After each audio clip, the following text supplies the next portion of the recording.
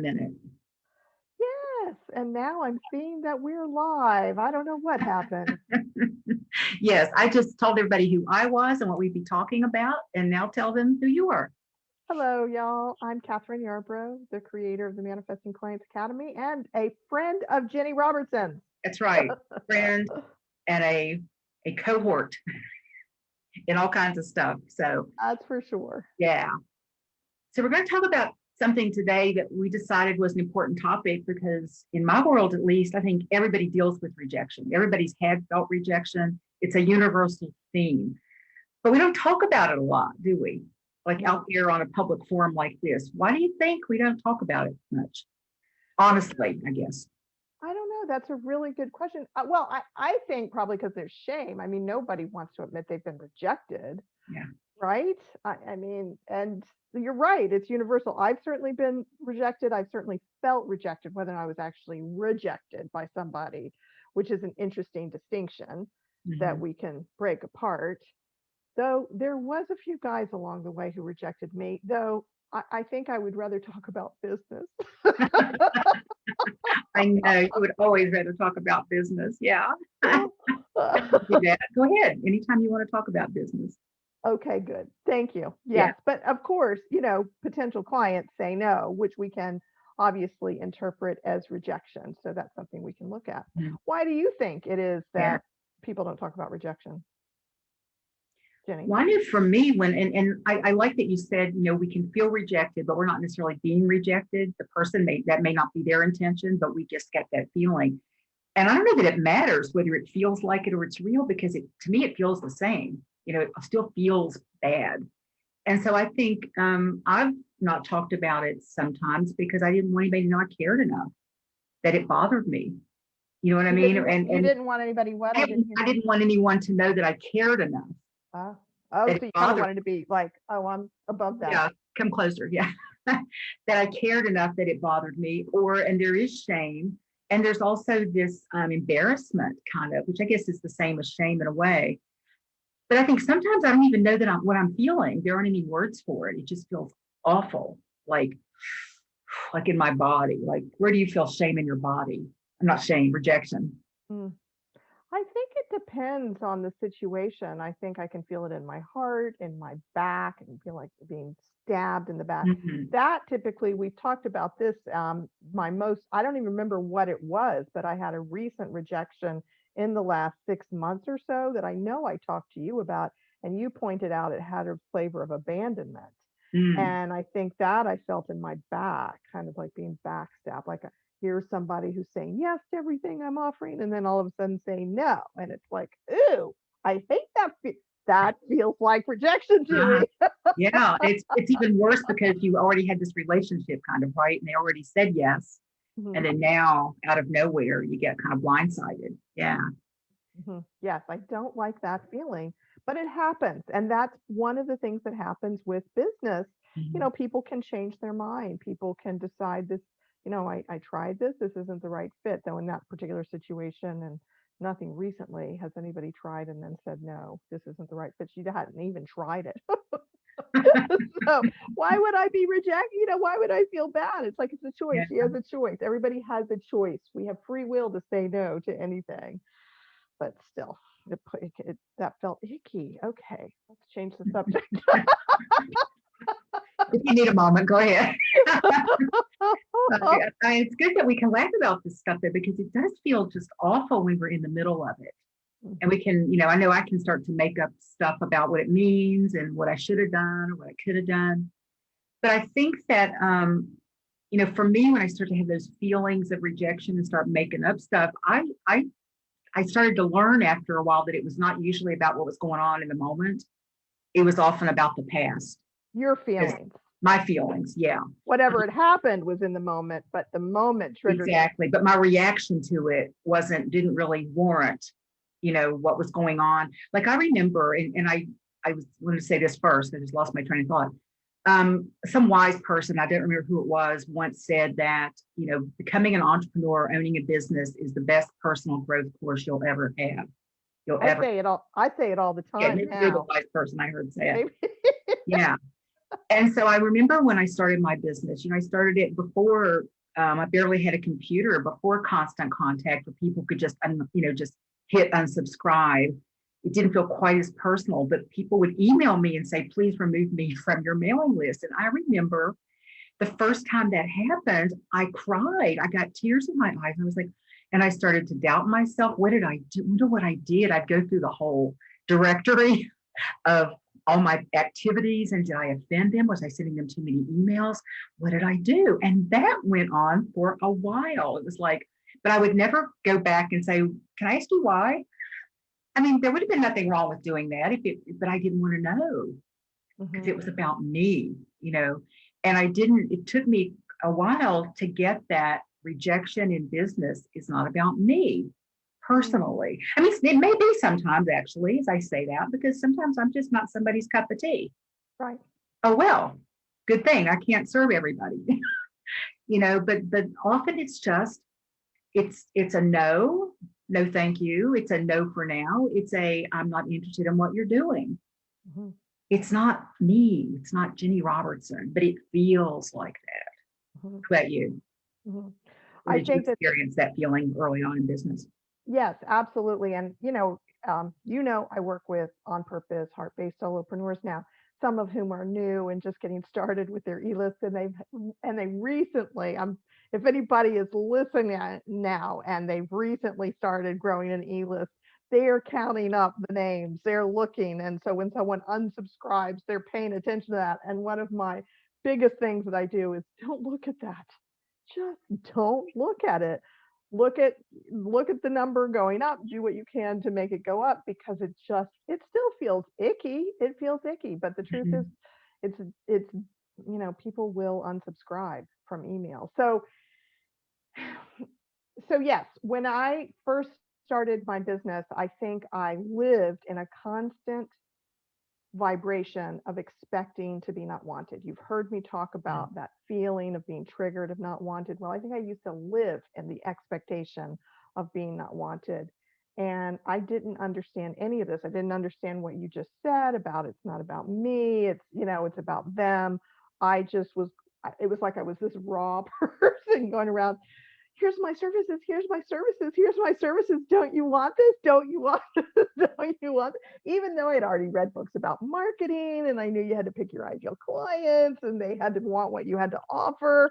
And, it was just, oh, they're not saying yes. That means they don't want me. They don't want me. So I was constantly feeling rejected Mhm. and had to, I think I spent years on that, probably thousands of dollars on that.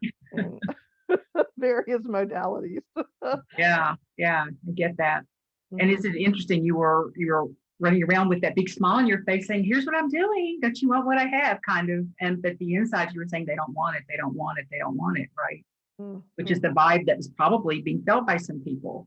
Who's Yes, like, but we don't know these things until we know them. that's That's true. the great news, really. The day I realized I was at least healed from caring about my email list was the day that I remember seeing that somebody had unsubscribed, and I noticed, oh my gosh, I don't feel that anywhere. It's just a fact. And Oh, it was obvious to me, and it was like, yeah. And mm. so that was marked off the list, but man, there's always other ones to take their place, right? Well, I'm not agreeing with that. I'm not going to agree with that. I am always eternally hopeful that it's possible to get to a place where certain things no longer are issues. Yeah. Yeah. And so that being said, I can imagine fear of rejection with some sort of new thing. Like, for example, if I was going to go out and reach out to folks for getting on, let's say, podcasts with people who had hundreds of thousands of viewers, I might feel nervous and my old expectation of the possibility of being not wanted might rise up. Mhm. But I want to share something that I think I've learned about this whole thing, whether it's that kind of a situation or just promoting my own services, that fear or that expectation of being not wanted and being rejected in the past led me sometimes to not actually doing a good job Mhm. with promoting myself. and obviously with the possibility of that vibration coming off of me. So as you know, I work on my vibration. I work on my new story. I practice that on a regular basis.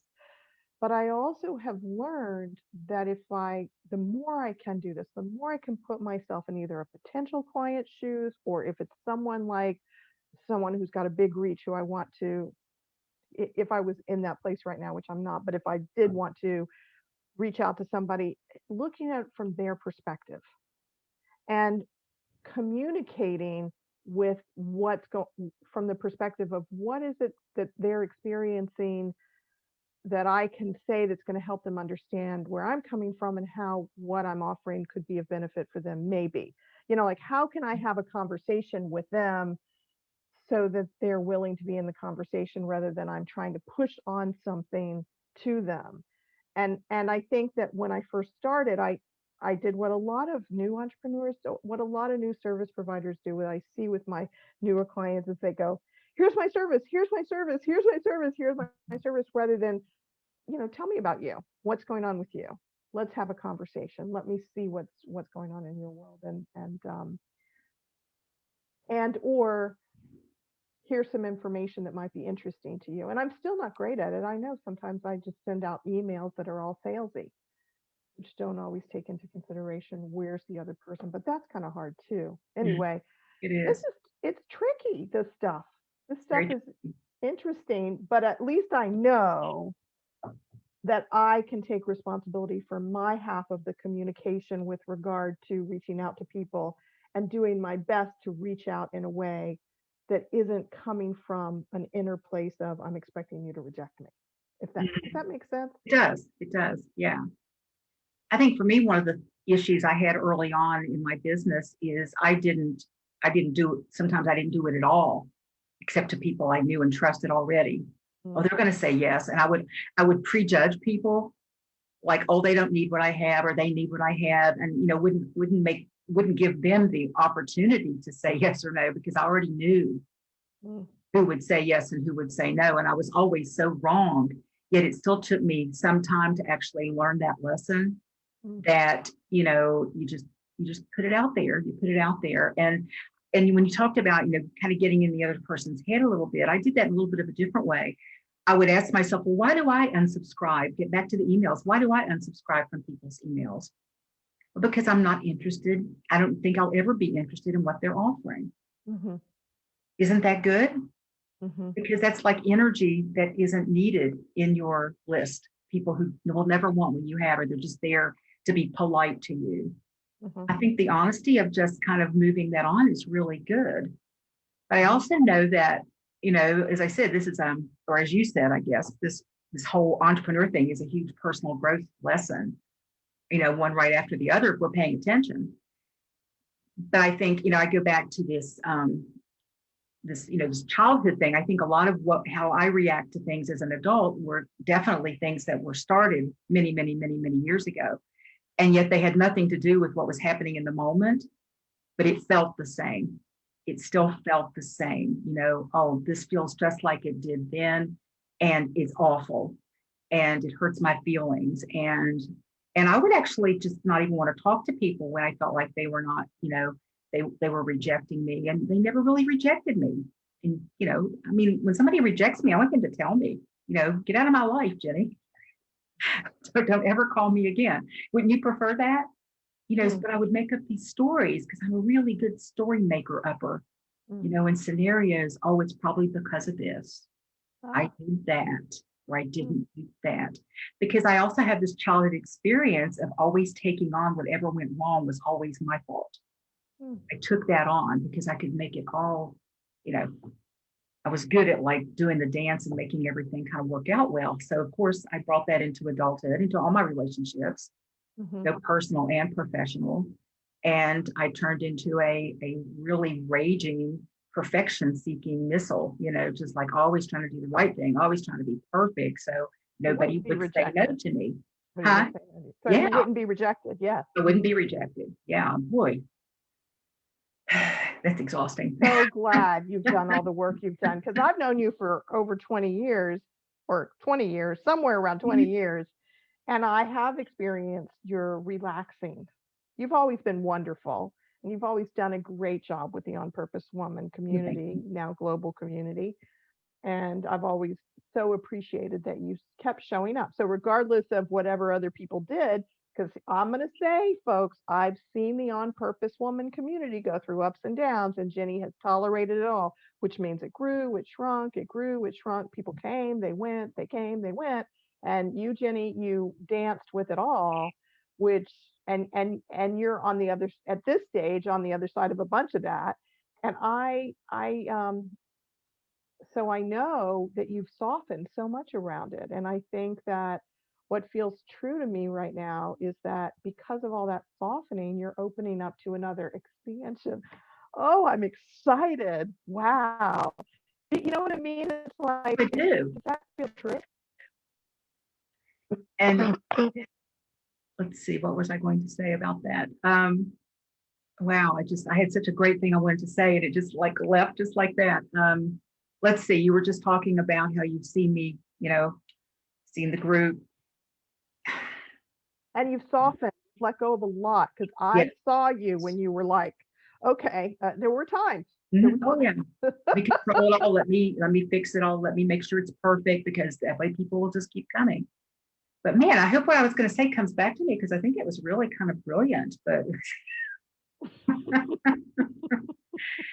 so I think, when we talk about this stuff takes work.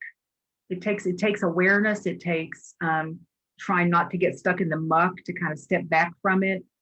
It helps to have a really good friend to talk to about it. Somebody you can trust, that you can kind of work through and go, gee, I don't know why I'm feeling this way. And, because if we get stuck in that fear of rejection, we will be paralyzed. Do you agree with that? I certainly have experienced being paralyzed, and I'm all about keep moving forward. And my book is coming out that I've set a launch date for June 1st, which means I got to get my doo-doo together and get it finished. But it's called Keep Moving Forward. And I, in my moving sidewalk movement, I usually on Tuesdays write about a shifting tool, because we can get triggered. And when we get triggered, we stop. And if we stop, we don't grow our businesses. That being said, sometimes we need to take a day off, sometimes a few days. Sometimes we need more in order to really go through a transformation with our businesses. But if we're triggered and we're stopping because we're feeling rejected and we stay there, then it doesn't serve anybody. So absolutely find your people to talk to, learn some tools, look at it, listen to stuff like this, find out you're not alone. You don't have to stay there. Rejection feels horrible, but you're right. When we feel it, it's usually not about this moment. Mhm. Interesting. I'm just thinking through the possible, like whether it's business or about a guy. I'm still single. I'm still single. I've been single for a long time, and part of me not wanting to look for a relationship. Well, partly I'm rejecting all the men out there, but partly it's a fear of rejection. There's that too. If there was a lot of really interesting men out there, I think I might work through this, but I'm just not all that interested. But I do have fear of rejection. It's interesting. I'll say to you what somebody said to me when I was between husbands, is to say I was single for about 8 years, and I was lamenting not having a relationship. And this guy friend of mine said, Jenny, a man's going to have to throw himself on the hood of your car to get your attention, because you do nothing to meet men. So that's what I was thinking about just now, Kathryn. Yeah, it's an aside, I know, off the topic, but there might be some out there, but you got to go find them. I don't know. Yeah, but that's for another day. It's for Right. We'll take that another time. Yeah. But yes, okay. So I was thinking it might be interesting for me to read some of the comments that I got on Facebook. Would that be good? Okay. All right. So I asked in the moving sidewalk movement, how do you deal with rejection? One person said not well. Another person said, I'm used to it. So most of the time it's like water off a duck's back. So that happens with that's kind of like what we're talking about here. Another person says, as well as I can, I try not to take it as a personal affront. So Jenny, interrupt me if anything that I say you want to respond to here.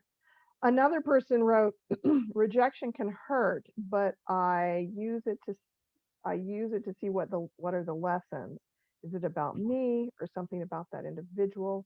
It could be about value, money, time, energy, motivation, priorities, core values, many factors. Some you can address and possibly turn a no into a yes or reach a compromise. Sometimes it's really a no deal. Then you just move on.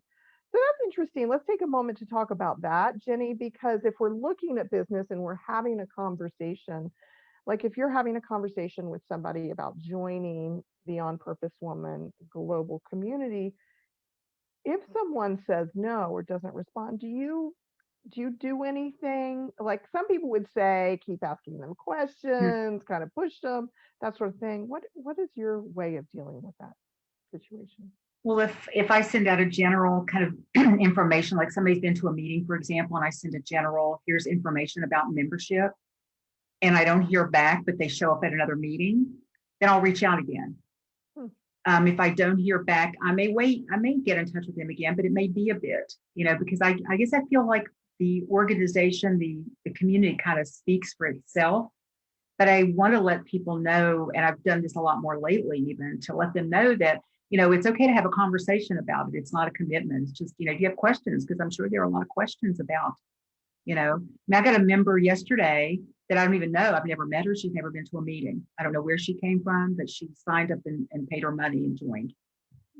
So I still haven't heard back as to where she came from, but that doesn't happen a lot because I think people have to usually taste it first, but somebody probably said something to her and she went and checked it out. So for me, I'd rather have the conversation and kind of get like at least a feel for where they are with it. So then I know, and it's just better. I think it used to be, I didn't want to know. I didn't want to know the no. Does that make sense? So I wouldn't ask the question. Do you ever follow up with people whose life changes and they just decide to not re-up with their membership and ask them what's going on? Or do most people tell you? Most people tell me if they've been a member especially the ones who've been a member and have come around and have come to meetings, or I know them a bit, they'll usually say something about, why they're not. I think they feel like they sort of owe me an explanation or something. They really don't. It's nice. It's nice when they do. And then I do follow up, or I also might ask, is there some way I can support you in that? In staying a member and this, if that's what you want to do, so there's just a conversation that we can have around that. But and I guess I don't, as I'm talking about this, I also don't really feel that anywhere when somebody just doesn't re-up and they don't say anything to me.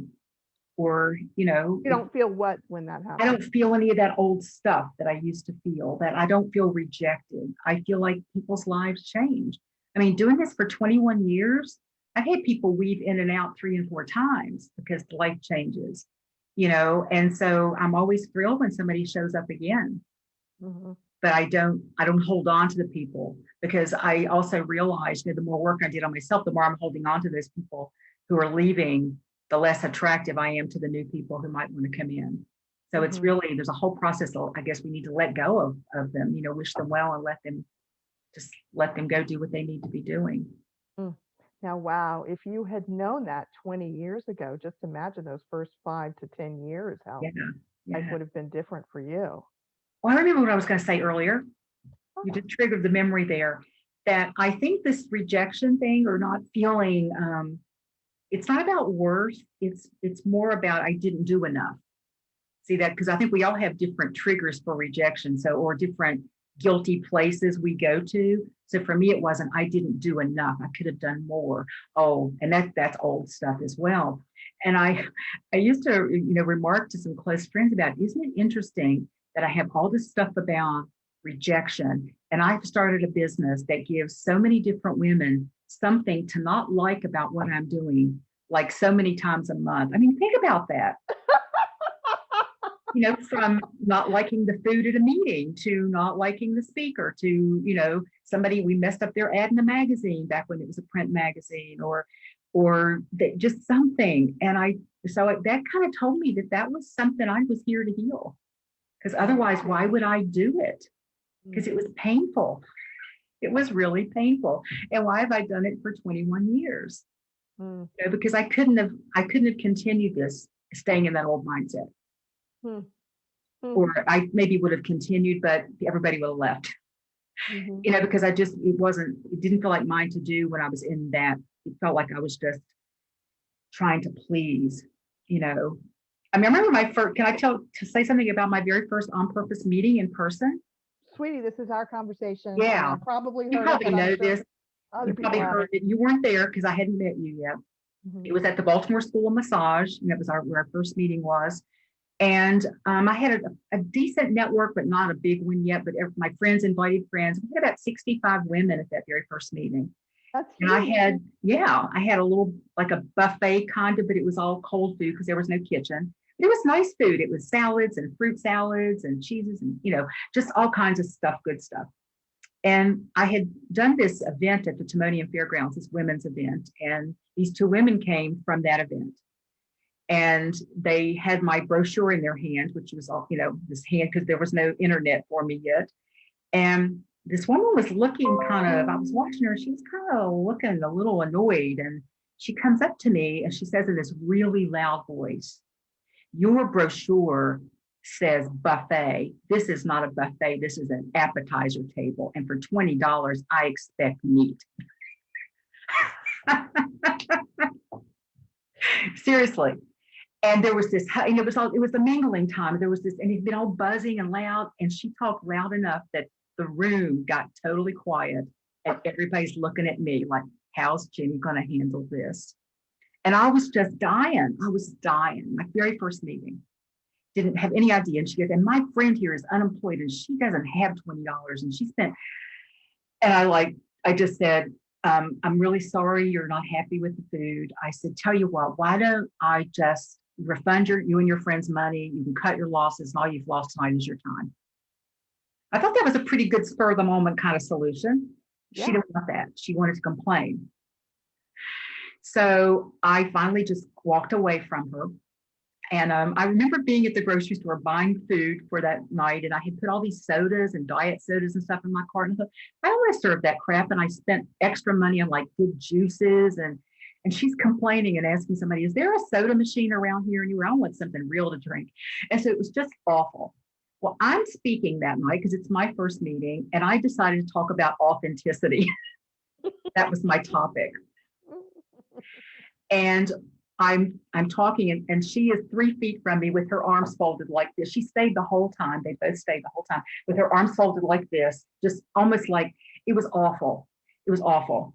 And all I could think of was, I've messed up. I'm not supposed to be doing this. She doesn't like it. Oh no, I've offended her. And I wasn't noticing all the beautiful, amazing women who were loving what was happening. And I had a coach at the time, kind of combination business, personal coach. And she wasn't there, but she had, been with me while I was planning everything. And I had a session with her on the phone the next day. I told her what happened. And she said, "Ginny, in all of our conversations, you've got some big stuff planned. And let me just say this, if you can't handle people complaining about the food, how are you going to handle when they tell you who they think you are? And it isn't the truth." So now 21 years later, I remember those exact words that she said to me. I haven't seen her in decades, but I remember, and isn't that true? It's like concentrating on that one person who wasn't happy, because that was my job, was to make sure everybody was happy and everybody did well, and missed what was going on in the rest of the room. So yeah, that's what, I can almost still feel that rejection. Now it's more annoying than it is. It's like, oh, please, I mean, I would have still been kind and nice, but just go, please leave. Don't stay here, She can take you to the door. Yeah, yeah. You know how to get there right here. Yeah, I had no idea I was going to talk about that, but yeah, but that to me was like such a rejection of all the work. I mean, I put my heart and soul into this so far, and scared to death, didn't know what was going to happen. Was anybody going to show up even, And then that happens, and I just let it affect me. And for the first few years, there was one person who was a member who would call me after every meeting and tell me what I'd done wrong. And I thought, well, she knows more than I do. That's where I was. She knows more than I do. So that's another point. We can really give our power away when we're feeling rejected, and we'll sometimes settle for less than we deserve because we don't want to feel that way. It's interesting. Can I bring something up here that might feel a little awkward? Why not? Okay. So I'm part of another community, the Women's Prosperity Network, which you know about. And Mhm. one of the things that they do practically after every event all the time is they ask for feedback. And they're really good about it and they listen to the feedback. Of course, I'm not privy to the behind the scenes conversations that they have. And there's three sisters who work together. So they can have a conversation and probably go, oh my God, can you believe that person said that? And this is what this person, I mean, to process all of that. But one of the things that's been interesting to me is that I don't know that I've ever seen you ask for feedback or gotten any kind of feedback form from you or anything. And I find it interesting, and I'm not great at it either. So, I don't want your feedback. I can assess myself how I did, kind of thing. That's how I am about it. But it's interesting because you set yourself up with this business that you ended up getting this in the first meeting, this horrific feedback from this one person, and all the other people I'm sure are enjoying it practically, besides those actually two people.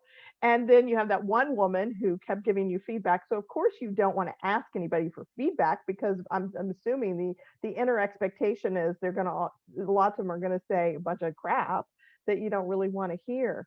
But it's interesting. What are your thoughts about businesses in general asking for feedback and hearing from our people? I think in some situations it's not relevant. Like if it's a lot of one-on-one sessions is what a person does. It's just is is it working? Is the person moving forward? And I don't think it makes sense so much to ask those kind of clients for feedback. But I don't know. What are your thoughts in general? Mhm. Gee, thanks, Kathryn. Yeah. No, it's not. I'm not trying Yeah, to like say I you should know. do this, but it's an interesting question. It is, it is. And I do know that early on, I didn't, after having some, and there were other experiences of, which is the one person of, the feedback was usually about things that I wasn't willing to change. That I would usually get. The unsolicited feedback was usually about things I wasn't willing to change, like, you know, the food. Because I had pasta in the beginning. We had pasta at every meeting because that way people could just show up. They didn't have to pay in advance or anything. They could always cook more pasta in the kitchen. And so it was just things like that that I did for convenience, but also to service more women. So women didn't have to like make that early commitment. And so that's what a lot of the complaining was about, I guess, was the food or the chairs weren't comfortable or things I couldn't change or didn't want to change. And I think I got so insulated against that I got to the point where I really just felt like if anybody doesn't like it, they better be grown up enough to talk to me about it. If there's something somebody doesn't like, because I almost went far in the other direction. I don't want to hear any feedback because, this feedback is all ridiculous. Does that make sense? Yeah. And so I think where I am now, and I guess I still just trust that if somebody doesn't like something nothing's changed much in all these years. The format of the meeting hasn't changed a lot. I just always felt like if somebody really didn't like it and they cared enough to stay in the group, they would have a conversation with me. And I've had questions from people before that were lovely. They went well, and we were able to talk about this is why I do that. Yeah, I could see where that might be a good idea. I've changed some things just because I thought it might work better, having observed some things. So it wasn't about being really rigid. But I think in the beginning it was about, I don't want to hear what they have to say because it's just going to make me feel worse. This is how I need to do it for me. And so I guess that in some ways that was a bit immature, but it was this new kind of entrepreneur kind of, I don't want to hear that. And I remember I used to do, gosh, probably 5 to 7 times a year, I would do these speaking engagements for Clemson University. I know that's your alma mater, isn't it? And they did these professional development for women seminars across the country. And I'd gotten to know the organizer really well. And she would usually call me at the beginning when she was planning and say, what cities do you want to go to? And I'd be like, oh, I'll take, Asheville, the Grove Park Inn, get to stay there. And, but I would always try to get Baltimore and Washington or any of those. And there were a couple of other women that we got to know each other because we would show up at the same places. And they would always do evaluations at the end of the conference, just a one-day conference. And then they would send us the evaluations in the mail because there was no internet. And And it would be, about the conference overall, but about each individual speaker. And this one friend of mine, we would call each other the day we got our evaluations and not open them yet. And we would arrange to talk on the phone at the same time while we opened up our evaluations, because it was such an awful feeling. And there could be 100 people who said, Ginny Robertson rocked it. And this one person who said, well, I didn't like that she did that. And I would concentrate on, oh gosh, maybe I shouldn't have said that then. Just that really one piece of displeasure, which to me then felt like they rejected me. And then I could either go there, I would go to this other and say, she wasn't even paying. I remember one from a Toastmaster one time who said to me, because I will sometimes use okay as like a transition word, like if I've got people doing something in a group. Okay, bring it back to the room now. And she counted how many times I said okay and said that in the evaluation. And I remember looking at it and starting to laugh and thinking, when do you start counting? Like, do you think, I think she must have said that 3 times already. I'm going to start. But it said to me, she wasn't really paying attention to what I was doing, And so sometimes I could laugh about it, but other times, and I had this great mentor, though, a guy who did some programs here, and I studied with him. And I remember him saying to me one time, if you get all 10s on an evaluation, you're not doing your job well enough, because you need to push people. You want people to be uncomfortable. You don't want everybody to love you. So if you're getting all 10s, you're not working hard enough.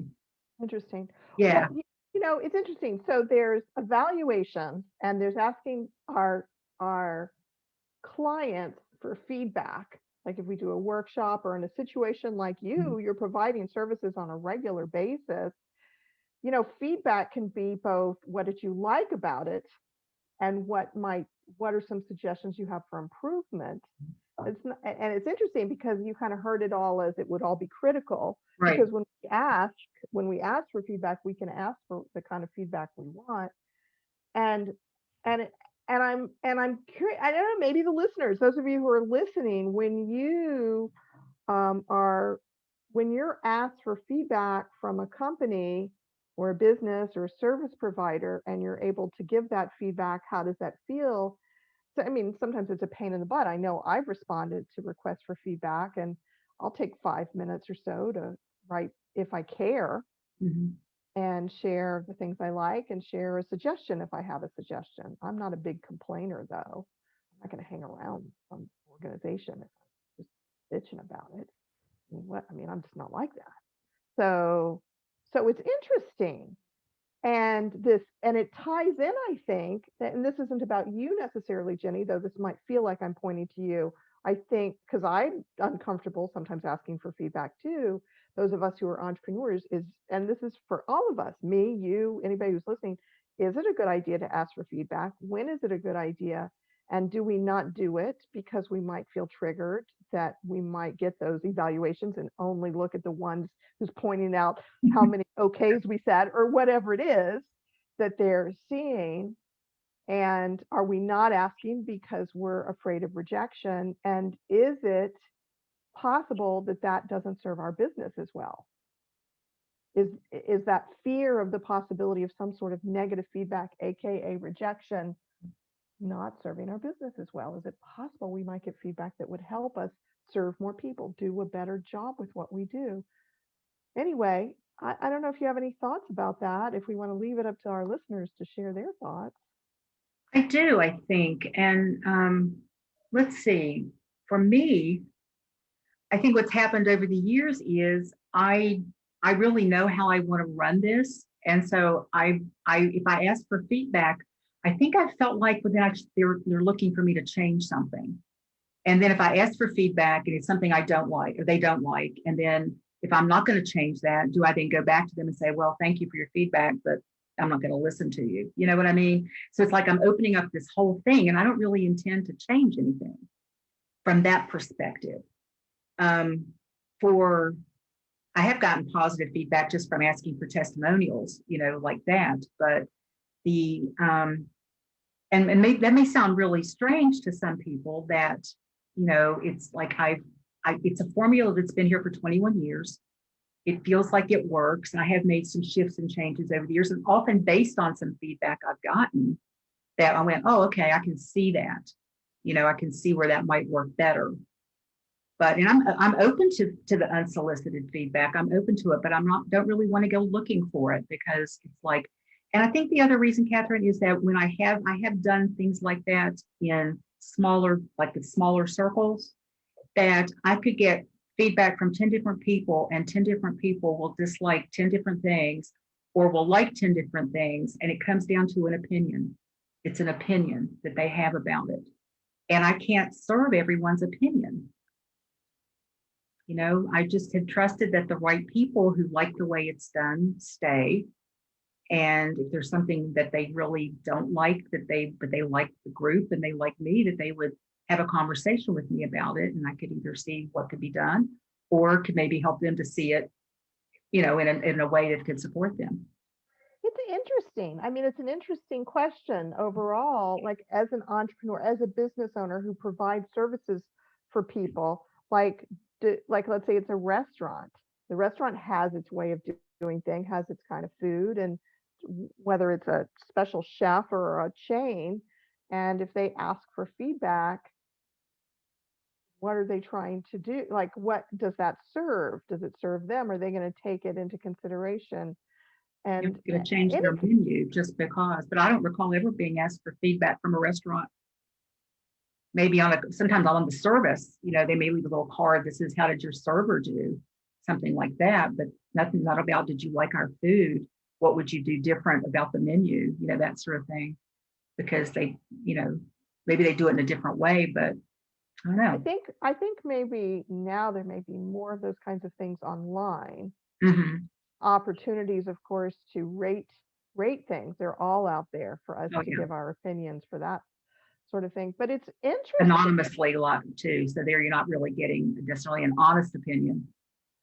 People are anonymous sometimes, or they just don't like something, or they felt slighted by this. I'm going to trash the whole restaurant, that kind of thing. So just never. Yeah. Well, and so what I got out of what you said for you, and I think is a something to think about for all of us, is that as entrepreneurs, as the owner, whether it's a solopreneur, a small business owner, the person who's the head of the business gets to tune in to what matters to them, gets to identify the business they want to run, and look at all the different pieces of it and make the choices that make the most sense, whether it's whoever's listening. And so if someone comes in and it works for them, great. And if they come in and it's not something that is the right fit for them, they're clear, because that the owner, the person who's running the business, is clear. There's a clear vision, vibration, service, all of that that's there, and that's what you're demonstrating, versus a desire to provide a specific type of service to people and asking, are we doing this? Mm-hmm. Are we accommodating your need for, what you need for being an entrepreneur, what you need for whatever? Because if not, we want to know what that need is, which I think is what I got from the WPN ladies. It's like they're asking, how can we best accommodate what you need and want? And that's a different way of being at the center of the business. Mm-hmm. Yeah. And I know I spent at least the first 2, maybe 3 years in the community responding to everyone's advice or everyone's suggestion, and seeing that maybe I should take it all under advisement. And I remember at one specific point realizing I don't have any idea who I am or who this organization is, because I'm listening to everybody has input. And you know what Brene Brown says about, unless you're in the arena also getting your ass kicked, your feedback isn't welcome. I felt like I was getting feedback from people who had never done anything like this before. So, right. I mean, there's people whose feedback you and I give each other feedback on things that, I respect your feedback. I respect, I just want it from people who have something to say that would be constructive or don't have an agenda. Because often it's just, we're not getting, and I know I feel that way sometimes. I didn't get my needs met. They should change that because I didn't get my needs met. They didn't meet my specific needs. Well, why should they? Why should I get my specific needs met unless they promised me that? you know. And so I guess I didn't feel like I was promising them anything but what I said I would deliver. Do you know what I mean? Mhm. And yeah, when people didn't want bagels anymore for the morning meetings, I said, okay, we'll do fruit. Would you like fruit better? Because when it's too heavy, it's okay. Glad they said something, you know, because I didn't know. And so things like that. But for the big stuff about, you know, the meaning, the purpose, and all of that, I just had to stick with what I wanted to do. And otherwise, it wouldn't be my business. It wouldn't be me, you know, bringing me. Mm. So, does that make sense? Yes. It's an interesting thing. It's an interesting question. And it was interesting that I felt like, okay, I've got to defend my position initially. Like I've got to defend my position of not asking for feedback. And then, you know, because I'd forgotten a lot of why I don't do that. So I had to really go back and go, yeah, this is why it wasn't feeling like me. It was feeling like I was an employee. Mm-hmm. Mm, And all these people were my bosses and they were all telling me how I should do things. And that was not fun. And I really was kind of, you know, I mean, I was new, but these weren't like seasoned entrepreneurs either telling me business things. They were telling me things they didn't like about something, you know. We had a rule in the seminar company I used to work for that when the program was over on the 5-day program on Sunday night, if anybody walks up and says, can I give you some feedback? It will be not right now, but I'll be happy to have a conversation with you tomorrow. Because often it was about, you know, nobody ever says, I don't think anybody ever says, can I give you some feedback? And then gives you a compliment. Usually they'll just give you the compliment, right? Usually, can I give you some feedback? And I think that's a trigger word sometimes. Oh, let me brace myself for what they're going to say. And then the rejection, let's bring it all back. This is all about rejection. So I was feeling, you know, those first few years, that was always a feeling of rejection where they didn't like that. But, you know, as I said early on, for me, it wasn't, they're rejecting that I didn't do something well enough. Mm-hmm. It's not me personally they're rejecting, but they're rejecting that all this work I did still wasn't enough. Darn, what can I do next time to make it better?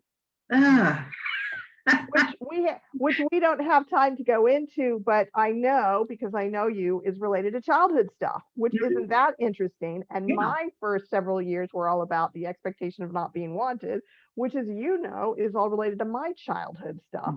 And so we're back to being an entrepreneur is a one long effing personal growth experience.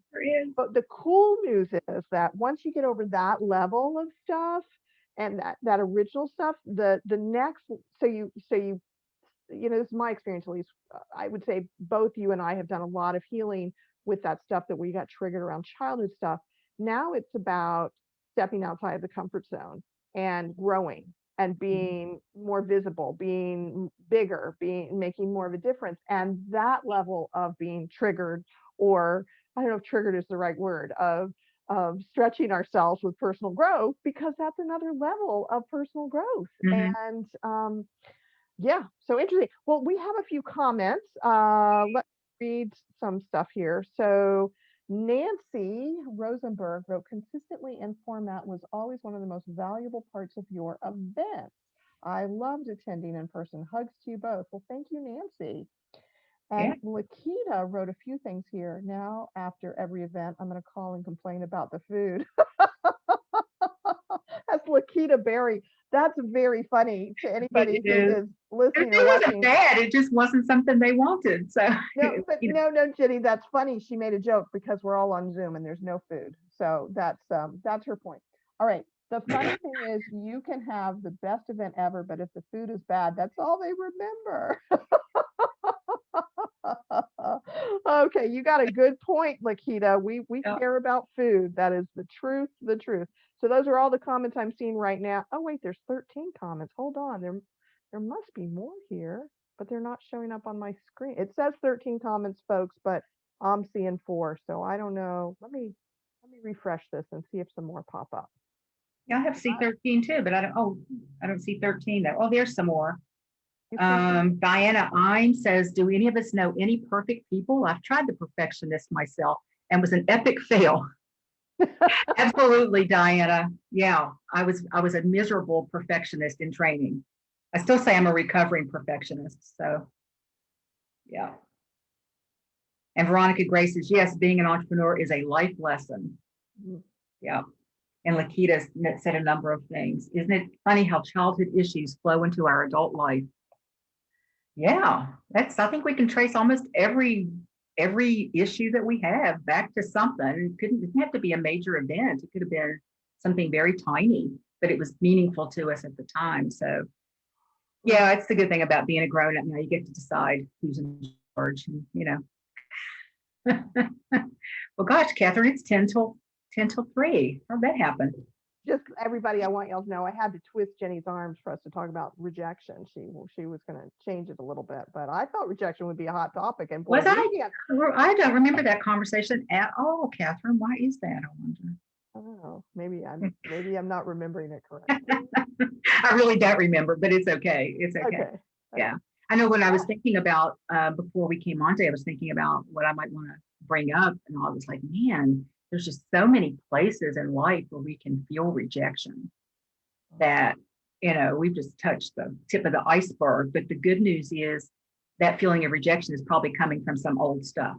So if you can track it back to the old stuff and start to heal from that, you can handle rejection from most people easier. Depends on how important they are to you. Mm-hmm. But also, it's not always really rejection. Sometimes it's just no, right? Yes, and there's that person who asked the question. The questions, it's like, what about this is true? What about this is not true? Maybe you ask those questions, but I know there's some system out there. I can't remember which one it is, but to really look at, oops, my thing fell out. To really look at what the reality is of the current situation is, and then to recognize, usually, I think is what you're just saying, is often the feelings that we feel are not about this moment. Mm-hmm. But it's also useful to look at the current situation and what can we learn from that, and is there something going on to grow and learn what's happening now as well. So food for thought. I really appreciate the conversation, Jenny. Thanks for joining me here. It's time for you to wrap up, and I'm not going to wrap up because it's your job today. And it is my job today. So I want to thank all of you for joining us for the Real Women, Real Purpose Talk Show live in the On Purpose Woman Global Community Facebook group. For a list of the Real Women, Real Purpose Talk Show topics, you can go to onpurposewomanmagazine.com, and it's there. I think it's on page 87. And there's 2 more this month, 2 more interviews. I'll be interviewing, let's see, on the 16th, February 16th, I'm interviewing Colette Colclough, and we'll be talking about the collective power of women. And then we're going to keep that woman topic going. That Thursday, on February the 18th, I will be interviewing Maria Johnson Darby, and we're going to talk about how the world needs more women leading. Mm-hmm. So we'll be here right in the On Purpose Woman Global Community group. If you like this interview, if you want to share all our thoughts about rejection and dealing with it with your friends, this will be up on our YouTube channel in a couple of days. So you can go to the On Purpose Woman Global Community is the name of the YouTube channel. And you can see all of our interviews there. We've probably got 40 some, maybe. We've got a lot, all kinds of different things. And some people have been watching recently and giving us some great feedback of what they're getting from these interviews. It's just real women, real purpose, talking about real stuff. So thank you all for watching, and see you in the group. Bye now.